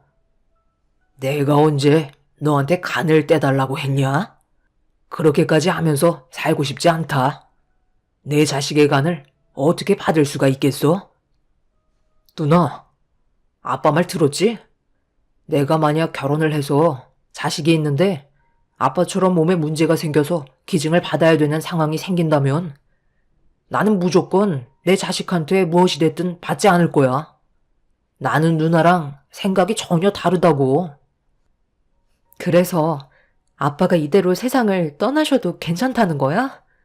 뇌사자 기증자를 기다리려면 얼마나 오래 걸리는 줄 알아? 그 전에 아빠한테 더 큰 문제가 생기면 어떡하라고. 아직까지 암이 다른 곳으로 전이가 되지 않았대. 이식만 성공적으로 끝내면 앞으로 충분히 건강해질 수 있다고 의사가 그랬는데 정말 아빠를 이렇게 보낼 거야? 그럼 너는 마음이 편할 것 같니? 누나가 몸이 건강하기라도 했어봐. 그럼 나한테까지 오지도 않았잖아. 내가 살 좀 빼라고 몇 번이나 얘기했어? 결국 지방간 얻어서 손도 못 쓰는 누나가 더 미련한 거 아니야? 아빠도 내 간을 받고 싶지 않다고 했으니까 더 이상 아무 말도 하지 마. 이식은 강요하면 안 되는 거 몰라? 그러고 보니 매형은 검사 받아봤어요? 누나는 왜 매형한테는 부탁하지 않는 건데? 이건 가족의 문제인데 왜 이 사람한테 그 짐을 짊어지게 해야 되는 건데? 우리 안에서 충분히 해결할 수 있는 거 아니야? 이미 답이 나왔는데 네가 지금 안 하겠다고 버티고 있는 거잖아. 아빠한테 돈 받아갈 때는 뭐든 다 해줄 것처럼 얘기하더니 막상 이런 시간이 오니까 아무것도 해주기가 싫은가 봐? 꼴도 보기 싫으니까 당장 내 앞에서 사라져. 넌 이제부터 내 동생도 아니야. 엄마, 아빠, 무슨 말 좀 해봐요. 지금 내가 이상한 거예요? 아니면 누나가 제정신이 아닌 거예요? 왜 이런 걸로 강요를 하는 건지 정말 이해를 못하겠네. 내가 싫다는데 계속 이럴 거야? 질긴 게 사람 목숨이야. 수여자 나올 때까지 그냥 기다리라고. 병실이 떠나갈 정도로 아내와 처남은 얼굴을 붉히기 시작했어요. 장인 장모님은 아무 말도 하지 못하고 계셨습니다. 솔직히 저도 자식을 키우는 입장에서 그동안 애지중지 키워놨는데 제 몸에 문제가 생겼다고 멀쩡한 자식을 수술대 위에 절대 올리고 싶지 않을 것 같았어요. 그래서 충분히 이해가 되기도 했지만 반대로 저도 만약 저희 부모님께서 몸이 안 좋아지셔서 기증을 받아야 하는 입장이라면 저는 부모님을 떠나보내고 싶지 않기 때문에 무조건 수술대 위로 올라갈 결정을 할 것 같았습니다. 상당히 예민한 부분이기도 하고 처남의 입장도 이해 못하는 게 아니기 때문에 이 문제를 쉽게 생각할 수가 없었죠. 이런 상황 속에 아내는 자기 자신의 몸에 대해 한탄을 하면서 오열을 하기 시작했고 처남은 더 이상 대화하고 싶지 않다며 병실을 빠져나갔습니다. 이런 모습들을 앞에서 지켜보고 있는데 마음이 너무 아프게 다가왔어요. 이러지도 저러지도 못하는 상황 속에 제가 할 수 있는 건 아무것도 없었습니다. 제가 검사를 해서 만약 검사 결과 적합성이 나온다 한들 부모님이 절대 반대하실 게 안 봐도 눈에 훤하기 때문에 시도조차 하지 않았습니다. 장인어른이 저를 그동안 아들처럼 생각해 주시고 항상 저를 좋게 봐주신 부분에 대해 감사하게 생각하고 있지만 제 몸은 제 것이 아니기 때문에 혼자서 모든 걸 단독적으로 결정할 수가 없었어요. 집안의 가장이자 부모님께서 저를 그동안 어디 하나 다치지 않게 키워주셨는데 장인어른을 위해 기증을 한다면 부모님께서 쓰러지실 건 뻔하기 때문에 저 또한 아무 말도 하지 못하고 오열을 하고 있는 아내를 보고만 있을 수밖에 없었어요. 결국 아무것도 해결이 되지 못한 채 장인의 건강 상태는 점점 더 악화만 되어갔고 그걸 지켜볼 수밖에 없는 저희는 하루하루가 괴로움의 연속이었습니다. 아내는 처남에게 지속적으로 전화를 걸어봤지만 받지 않았고 장인어른의 건강이 악화되어 가고 있는 걸 두 눈으로 보는데 그 모습을 보고 있는 저 또한 너무 괴로워 저도 일단 검사를 받아보기로 결정을 할 수밖에 없었죠. 부모님께 얘기하기 전에 일단 장인어른과 제가 적합한지부터 확인을 해보고 싶었습니다. 아내의 눈에서 쉬지 않고 눈물을 흘리며 슬퍼하는 모습을 더 이상 지켜볼 수가 없어서 결정하게 된 거였죠. 아내는 미안하다는 말만 반복하며 제 손을 잡고 오열을 했어요. 어떤 마음인지 알고 있기 때문에 아무 말 하지 않고 아내를 안아준 뒤 검사를 진행하게 되었습니다. 그리고 그 결과 저는 장인어른께 간을 이식할 수 있는 적합성 판정을 받게 되었네요. 가족이 아닌 타인도 가능하다며 수술 성공률이 90% 이상이기 때문에 크게 걱정하지 않아도 된다는 말을 들을 수 있었고 이 문제를 해결하기 위해 부모님을 뵙게 되었네요. 예상했던 대로 제 말이 끝나기도 전에 강하게 반대를 하셨습니다. 무슨 말 한다고 해도 부모님께서는 들어주려 하지 않았어요. 하나뿐인 자식 잘못되게 하고 싶지 않다며 무조건 반대를 하셨습니다. 내가 그동안 너를 어떻게 키웠는지 뻔히 알면서 간을 주겠다는 말을 어떻게 내 앞에서 할 수가 있는 거니? 엄마 마음이 찢어지는 건 생각 안 하는 거야? 적합하다는 결과가 나왔어도 절대 허락해 줄 수 없으니 더 이상 아무 말도 하지 마라. 나도 너희 엄마랑 같은 의견이다. 사돈의 건강이 상당히 안 좋아진 건 어쩔 수 없지만 나는 내 자식이 우선인 거야. 이건 누구나 다 똑같은 거야. 성공 확률이 90%라고 하지만 10% 확률로 너한테 문제가 생기면 그건 잘못될 확률이 100%가 되는 거다. 그렇기 때문에 나도 허락해 줄 수 없어. 며느리 마음 이해하지만 앞으로 살아갈 인생이 누가 더 긴지 생각해 봐야 하지 않겠니? 사돈도 적지 않은 나이인데 현실을 받아들여야지 어쩌겠니? 결국 누구나 다 이 세상에서 떠나게 되어 있는데 잠시 먼저 가는 것 뿐인 거야. 지금 간을 이식해 준다 한들 언젠가 떠나보내야 되는 거잖아. 시간을 늦추기 위해서 앞으로 살 날이 더 많은 너의 삶이 힘들어지는 건 나도 그렇고 너희 엄마도 보고 싶은 마음은 없다. 결국 부모님을 설득하지 못한 채 자리에서 일어나려 하는데 초인종 소리가 들리길래 인터폰을 확인해 보니 아내가 찾아왔어요. 안 좋은 말을 듣게 될 게 뻔해서 데리고 오지 않았었는데 아내는 욕먹을 각오를 하고 찾아온 거였죠. 그리고 예상했던 대로 부모님께서는 제 아내에게 안 좋은 말들을 늘어놓으셨어요. 당연한 결과였습니다. 누구 하나 잘못된 게 아니었어요. 부모로서 자식이 아픈 걸 보고 싶지 않은 거고 자식으로서 부모와 함께하고 싶은 마음이니 어쩔 수 없는 상황이었죠. 네가 아무리 얘기한다 한들 우리의 대답은 변함이 없다. 너희 애비를 살리겠다고 내 눈에서 피눈물 흘려야 되겠니?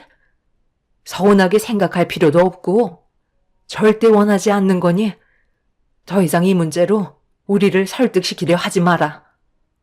아버님, 어머님, 정말 죄송해요. 제가 무슨 할 말이 있겠어요. 저라도 똑같은 마음이었을 거예요. 하지만 이렇게 저희 아빠를 떠나보내고 싶지 않아요. 지금까지 받기만 했지 해드린 거 하나 없이 살아왔는데 손 한 번 써보지 못하고 이대로 보내드려야만 한다는 게 제 마음이 찢어질 것만 같아요. 앞으로 시키는 건 뭐든 다 할 테니 한 번만 부탁드릴게요. 전혀 조율이 되지 않는 상태에서 아무것도 해결이 되지 않자 서로에게 안 좋은 감정만 더 커질 것 같아 결국 아내를 데리고 집으로 돌아와야만 했어요. 방에서 나오지 않고 오열을 하고 있는 모습을 보고 있으니 마음이 정말 좋지 않았었죠. 그 모습을 한참 동안 지켜보고 있다가 처남에게 다시 한번 전화를 걸어봤습니다. 한참 뒤에 제 전화를 받길래 집안이 어떻게 돌아가고 있는지 상황을 알려주면서 어떻게 하면 좋을지 대화를 주고받고 있는데 처남의 마음은 조금도 달라지지 않았어요. 저한테 간 맡겨놨어요? 매형이 저가 판정 받았다면 그냥 해주면 되잖아요. 어차피 결혼도 해서 누나도 옆에 있으니 손해볼 거 없잖아요. 저는 그냥 지켜만 보려고요. 어쩌겠어요. 저희 아빠 인생이 거기까지인 건데요. 매형도 이식해줄 수 없다면 방법이 없는 거잖아요. 꼭 그렇게 말을 해야 돼? 모두가 지금 얼마나 힘든 상황인지 뻔히 알면서 할 말이 그것밖에 없는 거야?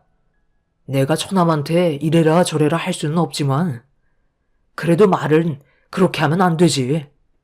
그래도 처남이 지금까지 누구 때문에 그 자리에 오를 수 있었던 건데 장인어른의 재력이 아니었다면 뭣도 없는 처남이 성공했을 수 있겠소? 나는 더 이상 2번 다시 연락하지 않을 테지만 처남도 무슨 일이 있던 2번 다시 연락하지 말고 우리 앞에 나타나지 마. 힘들 때 서로 도와주는 게 가족인 거야.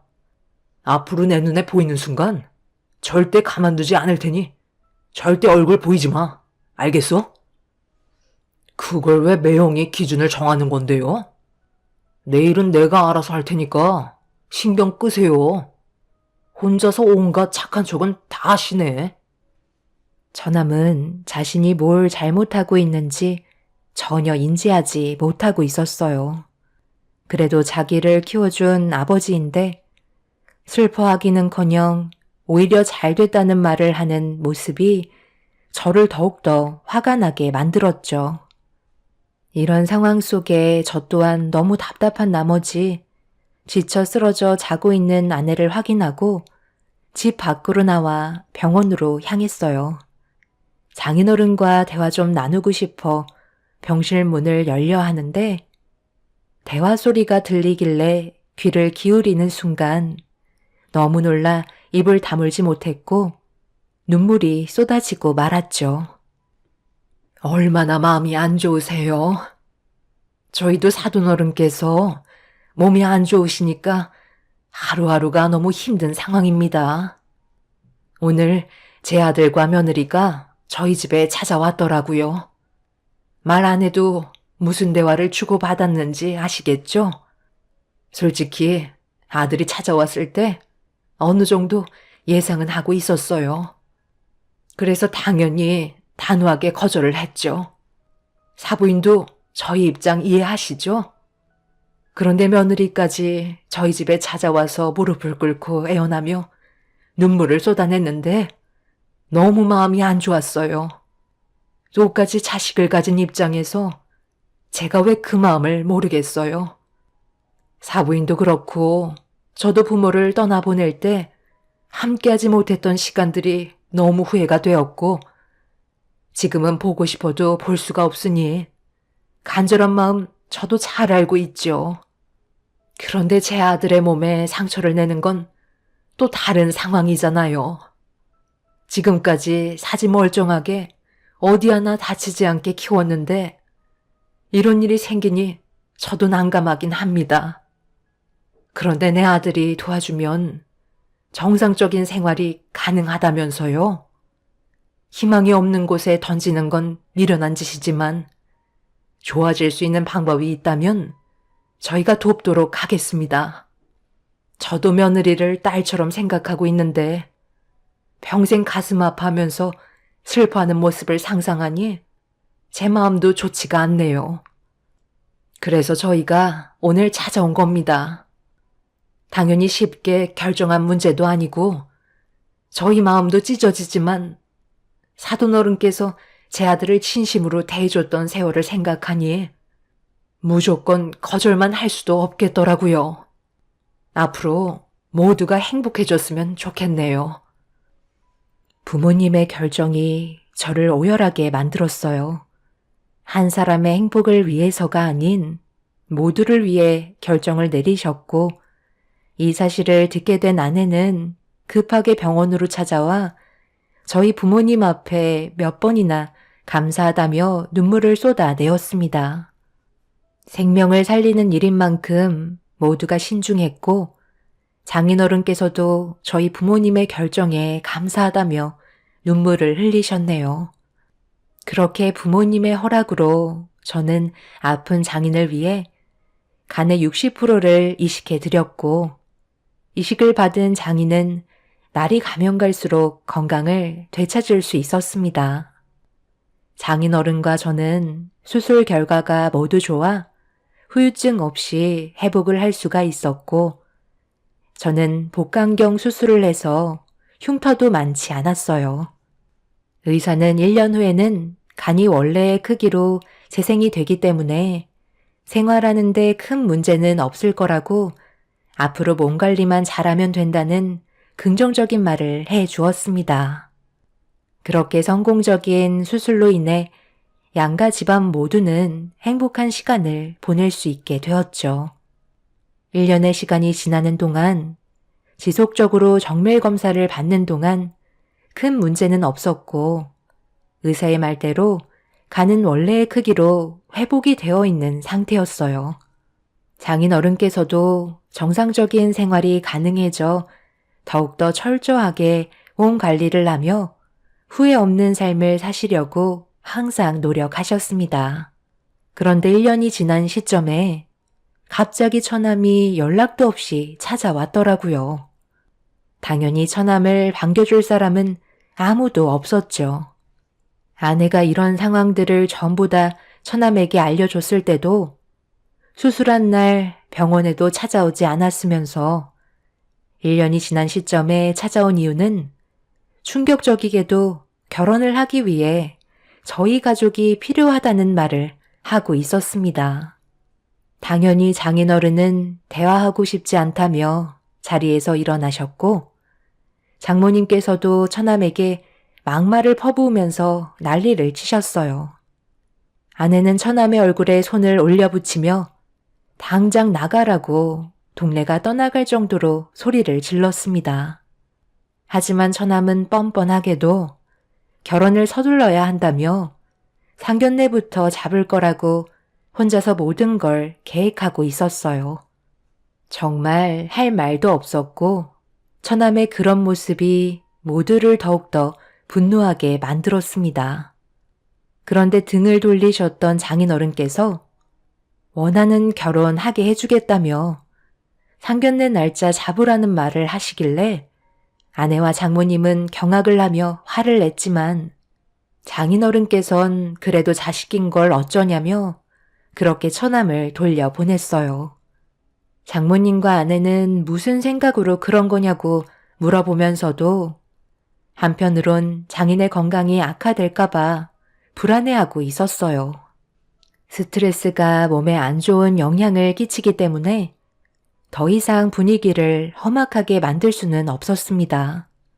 깊은 고민에 빠지신 장인어른을 보면서 저희는 그 뒤를 따라갈 수밖에 없었고, 결국 상견례까지 하고 예식 날짜까지 잡고 말았습니다. 장인어른은 아무렇지 않은 듯 행동하시는 모습이 이해되지 않았지만 묵묵히 지켜볼 수밖에 없었어요. 그렇게 예식 당일 모두가 모여 출발을 하려는데 장인어른께서 부르시더니 갑자기 저를 빼고 예식장에 가겠다는 말씀을 하셨습니다. 납득이 되지 않아 이유를 여쭤보니 저까지 예식장에 가는 건 집안의 품격을 떨어뜨리는 일이라고 괜히 저한테까지 안 좋은 모습을 보이고 싶지 않다는 말을 하셨죠. 장인어른은 나중에 연락하겠다는 말을 하시곤 택시를 타고 장모님과 아내를 데리고 예식장으로 출발을 하셨습니다. 아내도 영문도 모른 채 장인어른을 따라가긴 했지만 몸이 온전치 않으셔서 큰 문제가 생길까봐 그래도 있을 순 없어서 처가 식구들을 뒤따라 갔습니다. 그렇게 예식장에 도착해 상황을 살피고 있는데 이미 결혼식은 진행이 되고 있었죠. 뒤에서 지켜보고 있는데 처남의 사돈분들께서 장인어른의 건강을 걱정하셨는지 특별히 중역 좌석을 마련하셨고 서로 웃음을 주고받으며 자리에 앉으신 장인어른을 보고 가까이 다가가 그 중역 좌석 쪽에 조용히 앉아 있는데 갑자기 예식장 앞에 대형 스크린에서 영상 하나가 재생이 되더니 충격적이게도 엄청난 광경이 눈앞에 펼쳐지고 말았습니다. 순식간에 식장은 아수라장이 되었고 처남과 장인어른의 대화가 시작되었죠. 내가 널 모르는 것도 아니고 굳이 결혼식 하나 하겠다고 인연을 끊었으면서 1년 만에 내 앞에 나타난 이유가 뭐야? 아빠, 제가 호구 하나 잡았어요. 집안이 돈은 많은데 여자가 골이 비었어. 지금이 내 인생에 절호의 기회라니까요. 아빠는 그냥 자리만 채워주고 가면 되는 거예요. 나중에 수고비는 드릴게. 그러니 아무 말 하지 말고 조용히 지나가 주세요. 아들이 부탁하는 건데 들어줄 수 있는 거잖아. 나도 이제 제대로 된 삶을 살아봐야죠. 그래서 제가 하던 사업도 다 정리했어요. 저희 장인이 자기 회사에 들어와서 물려받으라고 하는데 누가 마다하겠어요? 제가 가진 모든 걸 저 여자한테 쏟아 부었다고요. 절대 여기서 미끄러지면 안 돼요. 이제 다 왔는데 아빠가 결혼식에 자리만 채워주면 모든 게 끝난다고요. 무슨 말인지 아시겠죠? 너는 아빠한테 할 말이 그것 말고는 없는 거야? 먼저 부탁을 하기 전에 이 애비와 너희 매형 걱정부터 해야 하는 거 아니냐? 아빠가 병원에 있을 때 얼마나 힘들었는지 두 눈으로 뻔히 봤으면서 단 한 번도 괜찮냐는 말 한 번 한 적도 없었고 이제야 나타나서 한다는 말이 돈 많은 여자 하나 잡았다고 도와달라는 거야? 너희 매형은 친아들도 꺼리는 일을 서슴지 않고 내어준 사람이야. 그런데도 너는 아직까지도 정신을 못 차린 거냐? 네가 원하는 대로 결혼식은 참석해 줄 테니 앞으로 2번 다시 만나지 말자. 아빠는 앞으로 너를 내 자식으로 생각하지 않으마. 아플 때 옆을 지켜주는 사람이 진정 가족이라 했거늘. 너는 남보다 못한 존재다. 대형 스크린에 나온 영상을 모두가 보게 되었고 처남은 영상을 내리라며 소리를 질렀어요. 장인어른의 행동에 결혼식이 물거품이 되어버리자 처남은 화가 머리끝까지 올라왔는지 장인어른의 멱살을 잡으며 일으켜 세웠습니다. 그 모습을 보고 급하게 달려가 처남을 강하게 밀치면서 장인어른을 보호해주고 있는데 처남의 사돈어른께서 처남의 얼굴에 주먹을 날렸고 장인에게 와서 당신 딸 인생을 구해줘서 감사하다며 서둘러 식을 마무리했습니다.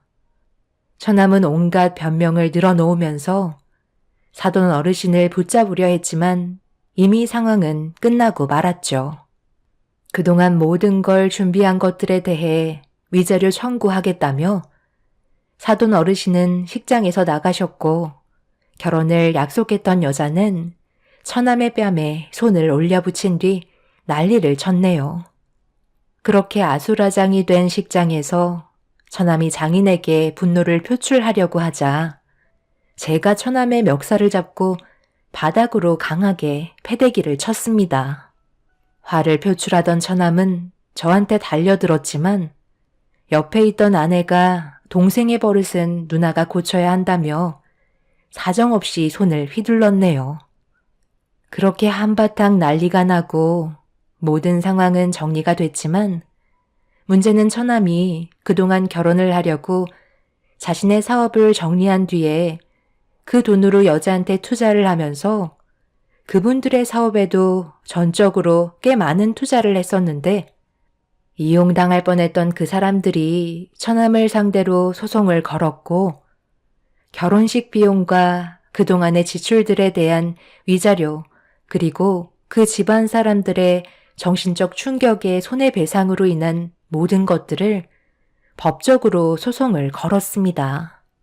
결국 처남은 가진 거 하나 없이 빈털터리 상태에서 장인에게 도움을 요청해야 했지만 처남의 부탁을 거절했고 결국 처가에서 내쫓기고 말았네요. 결국 지금의 상황에서 처남은 장인의 도움 없이 아무것도 할 수 없는 상태가 되어버렸죠.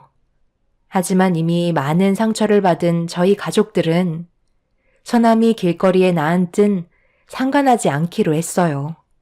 절대로 받아줄 생각 없고 2번 다시 엮일 상황도 만들지 않을 겁니다.